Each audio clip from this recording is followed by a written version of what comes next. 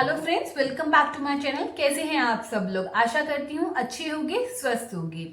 हमारी shoulder, arm hole, नेक width की chest basis वाली सीरीज चल रही है, जिसमें हम अलग अलग शोल्डर्स पर, चेस्ट के बेसिस पर कैसे आर्म होल, नेक विड्थ और शोल्डर लेना है वो सीख रहे हैं।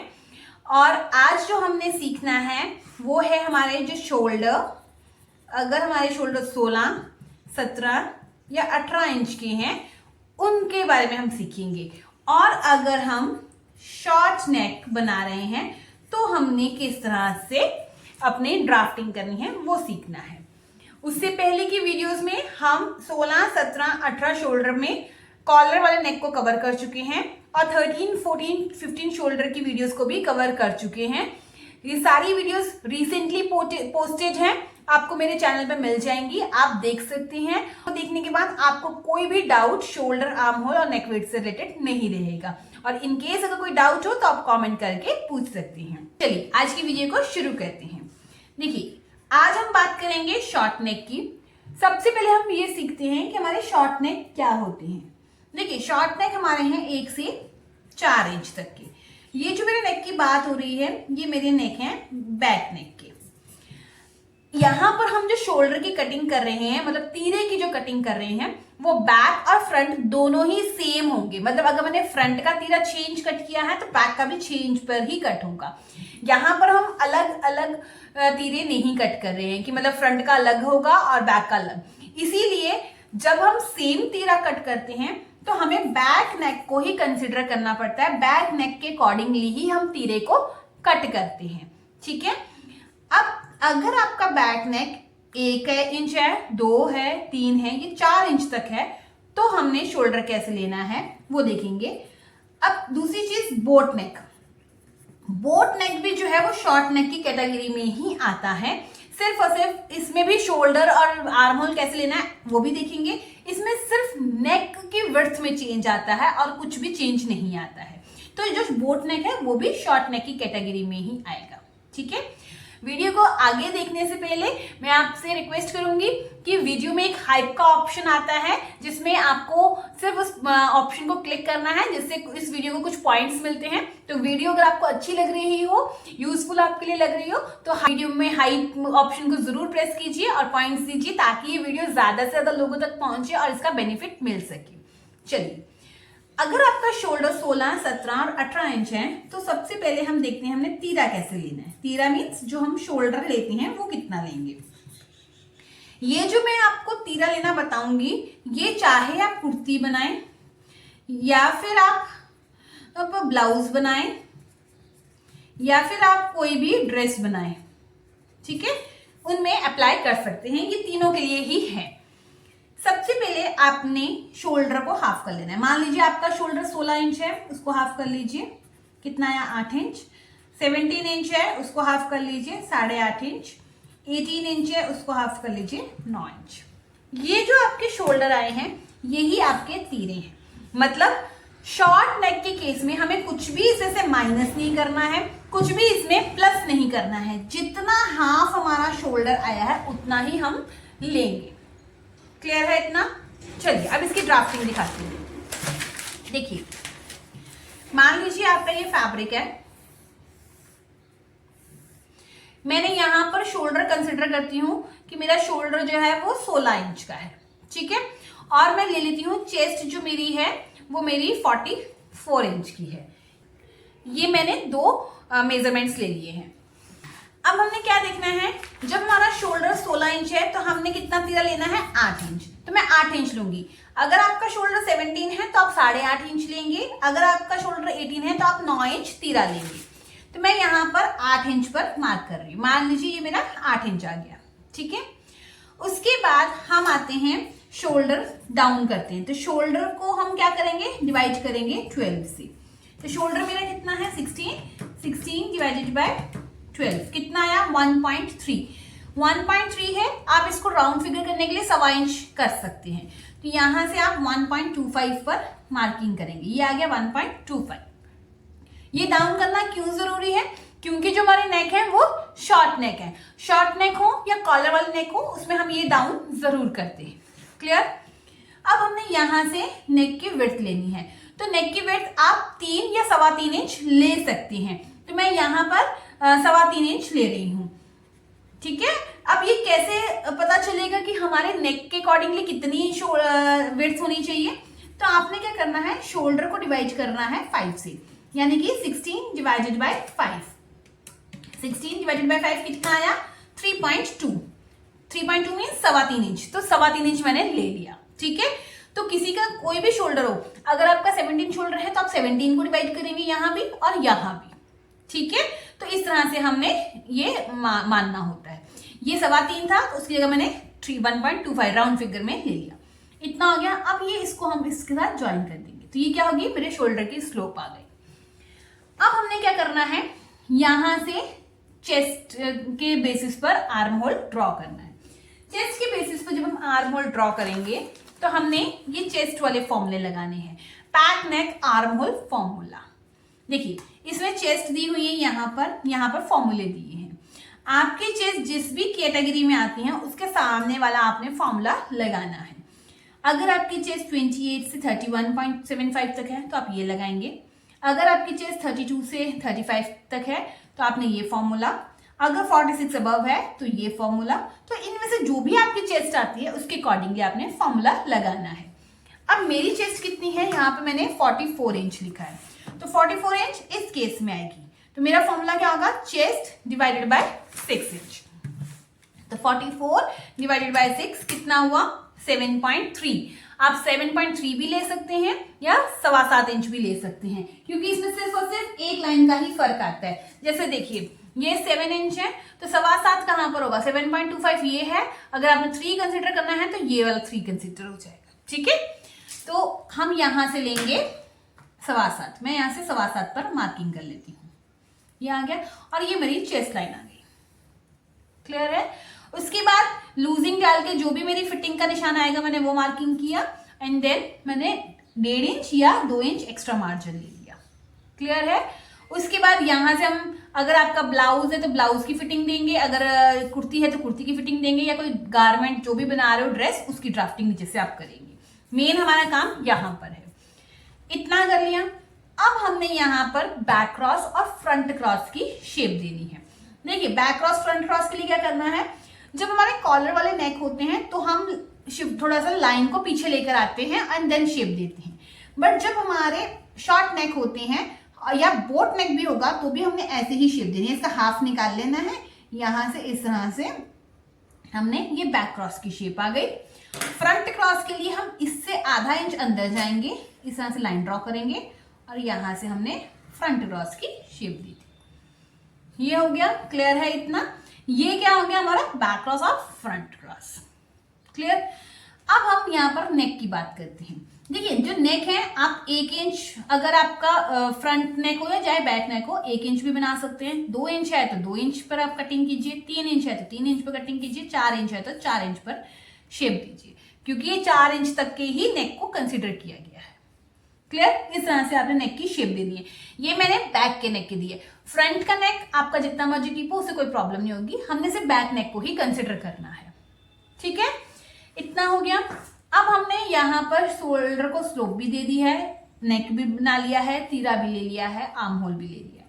अब हमारा जो काम आता है वो आता है आर्म होल को चेक करना। आर्म होल को हम चेक कैसे करते हैं, देखिए जब भी हम क्लाइंट का मेजरमेंट लेते हैं तो हमने एक मेजरमेंट और लेना होता है जिसे हम कहते हैं आर्म होल का मेजरमेंट। मान लीजिए इस केस में जो आर्म होल का मेजरमेंट आ रहा है वो 20 इंच आ रहा है। आपने जो नाप लिया है ना कस्टमर का वो 20 इंच है, तो आप क्या करेंगे, इसमें 1 इंच स्टिचिंग का ऐड करेंगे, तो आपको आर्म होल कितना चाहिए, 21 इंच चाहिए। जब आप इस तरह से ड्राफ्टिंग कर लेंगे तो आपने आर्म होल को मेजर करना है, फ्रंट वाले को भी बैक वाले को भी। तो अगर तो 21 इंच आ रहा है तो आप कट कर दीजिए। अगर आपका आर्म होल छोटा या बड़ा है तो आपने इस लाइन को, ये जो आपकी चेस्ट लाइन है ना, इसको आप या तो थोड़ा सा नीचे को खिसकाएंगे या इसको ऊपर की तरफ खिसकाएंगे, जिससे आपका आर्म होल बराबर आ जाए। अब कहाँ खिसकाना है वो कैसे पता चलेगा, देखिए अगर आपका आर्म होल जैसे 21 इंच है और आपका आर्म होल आ रहा है छोटा है, मतलब आपका आर्म होल 18 इंच आ रहा है, तो आपने क्या करना है, इसे नीचे की तरफ शिफ्ट कर देना है। मतलब अगर आपका आर्म होल छोटा है तो आप लाइन को नीचे शिफ्ट करेंगे, तो उससे क्या होगा, ये बैक क्रॉस की शेप कहाँ आ जाएगी, इस तरह से ऐसे आएगी, होगी बैक क्रॉस की शेप, ऐसे फ्रंट की आ जाएगी, हो गया आर्म होल बड़ा आपका। ठीक है, और अगर आपका आर्म होल 21 इंच आपको चाहिए और यहां पर ही 22-23 आ रहा है, तो आप इस लाइन को ऊपर की तरफ शिफ्ट कर दीजिए। यहां पर अगर आपका आर्म होल बड़ा है तो क्या होगा, आर्म होल यहीं पर खत्म हो जाएगा, तो आपका आर्म होल छोटा हो जाएगा। ठीक है, तो वो आप जब भी आपने क्लाइंट का आर्म होल लिया होगा, मेजरमेंट लिया होगा, तभी आप इसको चेक कर पाएंगे। इसीलिए कहा जाता है आर्म होल का मेजरमेंट लेना बहुत जरूरी है। अब ये क्यों जरूरी है, क्योंकि दुनिया में बहुत सारे लोग हैं जिसके पास जो आर्म होल है, जिसका शोल्डर 16 इंच होगा, बट आर्म होल सेम नहीं हो सकता, क्योंकि बॉडी का स्ट्रक्चर डिफरेंट है सभी का।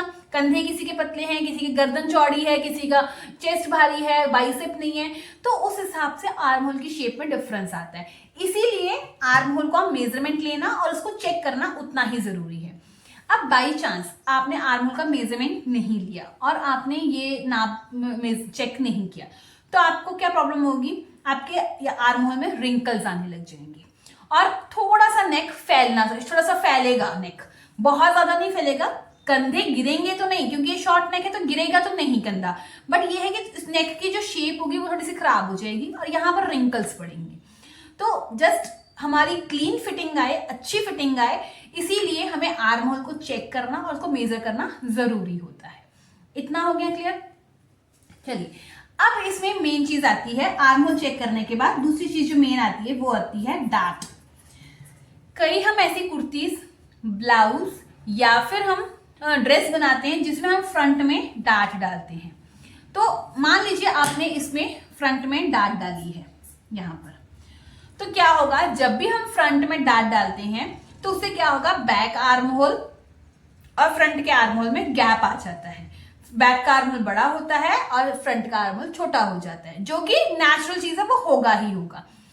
तो उस गैप को कैसे कम किया जा सकता है वो हम देखते हैं। देखिए, मान लीजिए अभी मेरा जो बैक का आर्म होल है वो 10 इंच है और फ्रंट का भी 10 इंच है, बट मैंने फ्रंट में 1.5 इंच की डार्ट डाली, तो अब ये मेरा फ्रंट का आर्म होल 8.5 इंच रह गया।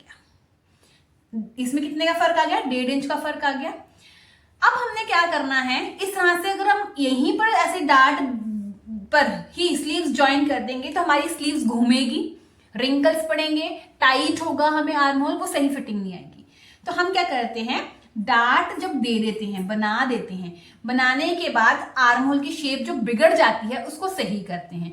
उसके लिए हम क्या करते हैं, जो भी आपकी चेस्ट लाइन होती है उससे आधा इंच नीचे आके आर्म होल की शेप को रीशेप करते हैं, ऐसे दोबारा नया आर्म होल बनाते हैं फ्रंट का। जिससे क्या होगा, जब हम ये आधा इंच नीचे करेंगे, शेप देंगे ना, तो ये जो गैप है वो 1.5 इंच का ना रखे, या तो इक्वल आ जाता है कई केसेस में, और कई केसेस में सिर्फ और सिर्फ मैक्सिमम टू मैक्सिमम आधे इंच का गैप रह जाता है। मतलब आपका बैक का आर्म होल 10 और फ्रंट का 9.5 इंच तक होगा, जो कि जायज है, एक्सेप्टेबल है और जो एडजस्ट हो जाता है बड़े आराम से। क्लियर है इतना? तो इस चीज का आपने जरूर ध्यान देना है कि आर्म होल को रीशेप करना है आधा इंच डाउन करके। दूसरी चीज, अगर बैक और आर्म होल में और फ्रंट आर्म होल में आधे इंच का गैप आ रहा है तो नो प्रॉब्लम, वो आएगा ही आएगा, क्योंकि हमने यहाँ पे डार्ट डाली है। क्लियर है? इस तरह से हम शॉर्ट नेक में आर्म होल और शोल्डर को डाउन करते हैं और नेक लेते हैं। अब मैं बात करती हूँ बोट नेक की। देखिए, बोट नेक में क्या होता है, अगेन हमें इतना ही चौड़ा तीरा लेना है, ऐसे ही शोल्डर को डाउन करना है इतने इंच पर ही, ऐसे ही हमने आर्म होल की शेप लेनी है सेम टू सेम, जैसे मैंने ये फॉर्मूला लगाया है। अगर छोटा बड़ा आर्म होल है तो एडजस्टमेंट भी ऐसे ही करनी होती है। फर्क क्या आता है, फर्क आता है गले की चौड़ाई में। तो वो चौड़ाई कैसे हम देखते हैं, तो हम यहां पर जो चौड़ाई है 4 से या 4.5 इंच तक ले सकते हैं।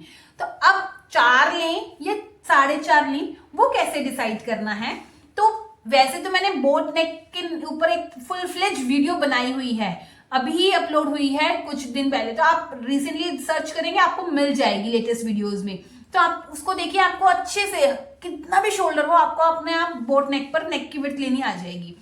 बट यहाँ पर भी मैं आपको एक बार बता देती हूँ कि हम कैसे निकालते हैं। आपका ये देखिए शोल्डर कितना है, पूरा 8 इंच का है।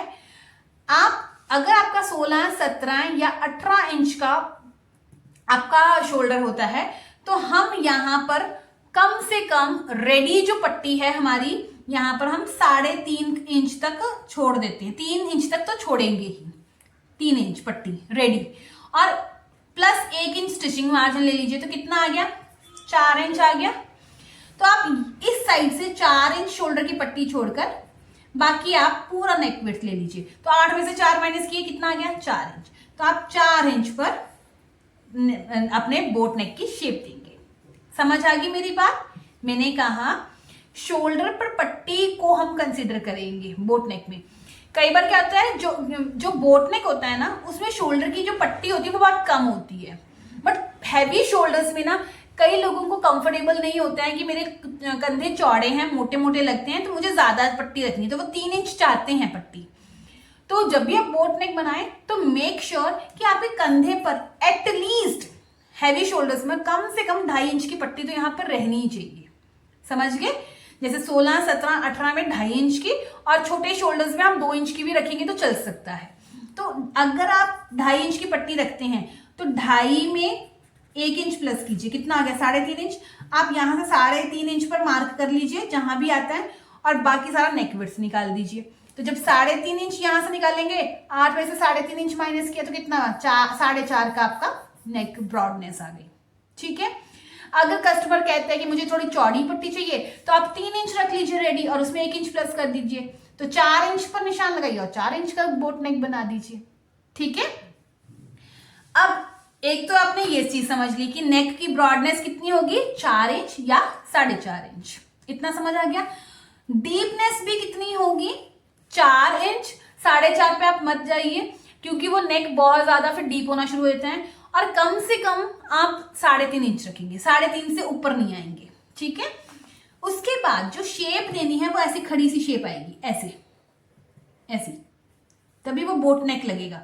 अगर आप डीप ऐसे अंदर से शेप देंगे तो वो बोट नेक की शेप नहीं आएगी। ठीक है? तो आपने खड़ी सी शेप थोड़ी सी ऐसी देनी है, यहां से आधा इंच नीचे आके इस तरह से हल्की सी शेप ऐसे देनी है ताकि वो बोट की शेप इस तरह से बने, ऐसे। क्लियर है? तो ये चीज का आपने ध्यान रखना है। क्या? एक तो शोल्डर की पट्टी, दूसरा नेक की चौड़ाई बढ़ेगी और शेप नेक की खड़ी आएगी। ये हो गया। नेक्स्ट थिंग जो वेरी इंपॉर्टेंट है, अगर आप दोनों साइड में बोट नेक बना रहे हैं तो आपका नेक सही बनेगा, क्योंकि आपने जो बैक साइड में भी है नेक वो 4 इंच से ज्यादा बड़ा होगा ही नहीं। बट अगर आप ये सोच रहे हैं कि मैं फ्रंट का नेक बोट नेक और बैक का डीप बना लूं तो वो अच्छा नहीं लगेगा, और बैक में अगर हम डीप नेक देते हैं तो फ्रंट के बोट नेक की शेप भी खराब हो जाएगी। तो जब भी हम बोट नेक बनाते हैं ना, तो जो बैक नेक हमारा होता है वो मैक्सिमम टू मैक्सिमम 3 इंच तक ही हम रख सकते हैं, 3, 3.5 इंच, उससे ज्यादा नहीं। ठीक है? तो आप अपना फ्रंट का जो नेक है वो भी आप 4 इंच तक रखिए और बैक का 3 इंच तक रखिए। बाकी अगर ब्लाउज है तो हुक की पट्टी लग जाएगी, कुर्ती है तो वो कुर्ती की शेप ले लेगा, तो उस तरह से हम बैक में भी कभी भी डीप नेक नहीं रखेंगे, नहीं तो वो बोट नेक, क्योंकि कंधा खुला हो जाएगा तो वो खराब लगेगा, फैलेगा भी, कंधे गिरेंगे भी और बोट नेक की शेप भी बिगड़ जाएगी। तो इस चीज का आपने ध्यान रखना है। जब भी बोट नेक बनाए, बैक नेक जो है 3 इंच से बड़ा नहीं होना चाहिए, नेक की शेप खड़ी आनी चाहिए। ठीक है? तो इस तरह से हम बोट नेक में, और जो हमारे शॉर्ट नेक होते हैं मतलब 1 से 4 इंच तक होते हैं, उसमें शोल्डर आर्म होल इस तरह से लिया जाता है। तो कोई डाउट नहीं रहा होगा, मैंने अच्छे से समझाने की कोशिश की है। फिर भी अगर कहीं आपको डाउट हो तो आप मुझसे कमेंट करके पूछ सकते हैं। बाकी अगर आपको वीडियो अच्छी लगी हो तो वीडियो को ज्यादा से ज्यादा लाइक कीजिएगा, शेयर कीजिएगा, हाइप ऑप्शन जरूर प्रेस कीजिएगा। और अब हम मिलते हैं अपने नेक्स्ट वीडियो में। Till then bye bye, take care, अपना ध्यान रखिएगा, धन्यवाद।